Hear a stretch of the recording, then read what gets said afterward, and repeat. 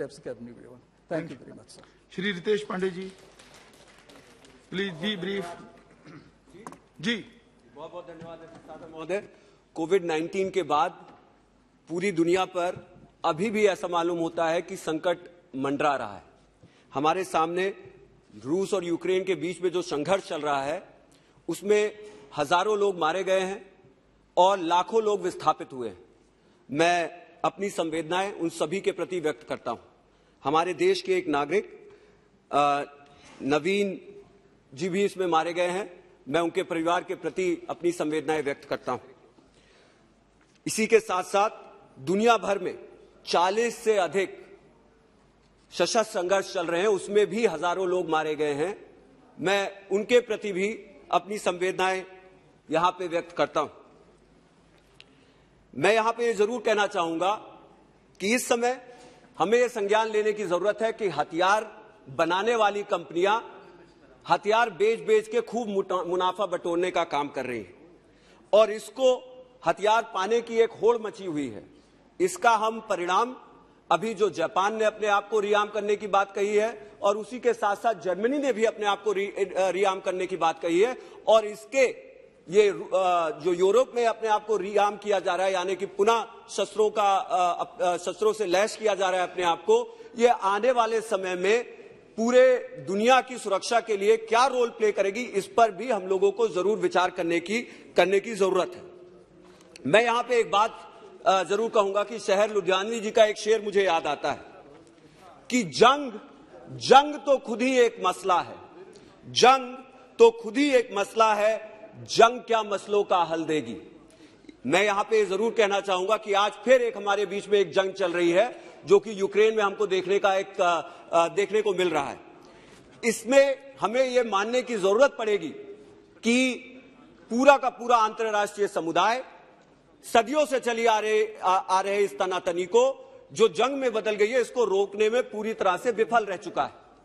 रूस, America, Europe और उसी के साथ साथ जितने भी बड़े वैश्विक संगठन हैं उनको यह मानना पड़ेगा कि वो पूरी तरह से असफल रहे हैं इस संघर्ष को रोकने के लिए। मैं माननीय यहां पे विदेश मंत्री जी बैठे हैं, मैं इनकी बात से जो इन्होंने पेरिस में कही थी संघर्ष 2 दिन शुरू होने से पहले कि इस पूरे मसले की जड़ सोवियत संघ के विघटन के बाद की राजनीति और उसके साथ साथ नेटो का विस्तारीकरण और पश्चिमी देशों और रूस के बीच में जो तालमेल था उसके ऊपर निर्भर करता है। मैं उससे पूरी तरह से अपने आप को संबद्ध करता हूं कि यह सही बात है, लेकिन उसी के साथ साथ जो आज की भारत की नीति है कि इस पूरे मसले को शांतिपूर्ण तरीके से और कूटनीतिक हल निकालते हुए इस लड़ाई को रोकने का काम किया जाए, मैं उसका भी समर्थन देता हूं। सर मेरे को 2 मिनट दीजिए, मैं कंक्लूड करूंगा। 2 बड़े मुद्दे हैं जिस पर मुझे बोलना है। सर मैं ये कहना चाहता हूं कि इस मामले में भारत को निपटने के लिए बड़ी ही निपुणता दिखानी पड़ रही है।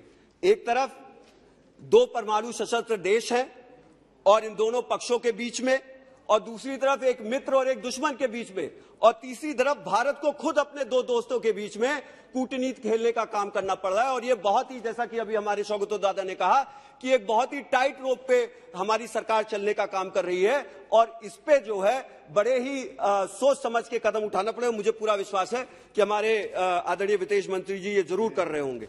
लेकिन इसी के साथ साथ मैं यहां पे ये जरूर कहना चाहूंगा कि हम ये भूल नहीं सकते कि आज चीन भी, आज जो हमारा पहले की नीति रही है कि हम पूरी तरह से निष्पक्ष विदेश नीति पे विश्वास करते थे और उस पे मोटा मोटा अभी भी हम चलने का काम कर रहे हैं, लेकिन चीन भी आज रशिया के साथ पूरी मजबूती के साथ खड़ा हुआ है। उनके ऊपर जो संकट आ रहा है, उनको जो वैश्विक आर्थिक एक बाजार चाहिए, उसको लेकर के अपने संबंधों का निर्वहन कर रहा है।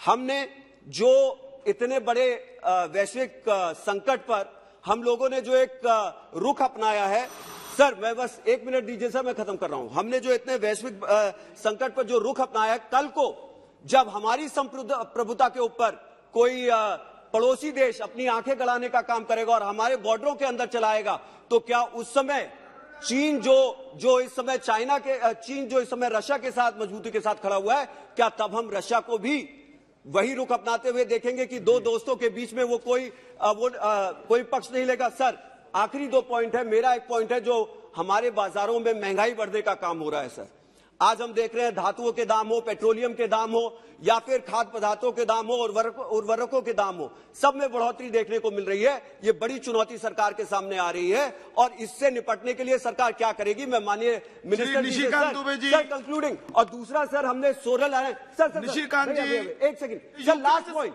निशिकांत जी आप बोलिए, बोलिए निशिकांत जी। जी सर, लास्ट पॉइंट जलवायु परिवर्तन पे बस मुझे कंक्लूड कर दीजिए। लास्ट पॉइंट सर, किसी ने नहीं कहा है, एक पॉइंट में मेंशन यूक्रेन से संबंधित बोलिए सर, उसी से ही संबंधित है।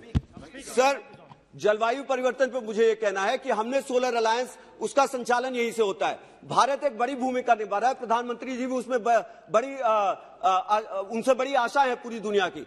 मैं ये पूछना चाहता हूं कि इस संघर्ष की वजह से सारे जलवायु परिवर्तन के जितने भी हमारे उद्देश्य थे, ऑब्जेक्टिव थे, वो अब बैक बर्नर पे चले गए हैं। उनको आगे बढ़ाने के लिए भारत एक बड़ा रोल प्ले कर सकता है। मैं माननीय मिनिस्टर से जरूर पूछना चाहूंगा, उसको आगे बढ़ाने के लिए आपकी क्या नीति रहेगी। बहुत बहुत धन्यवाद।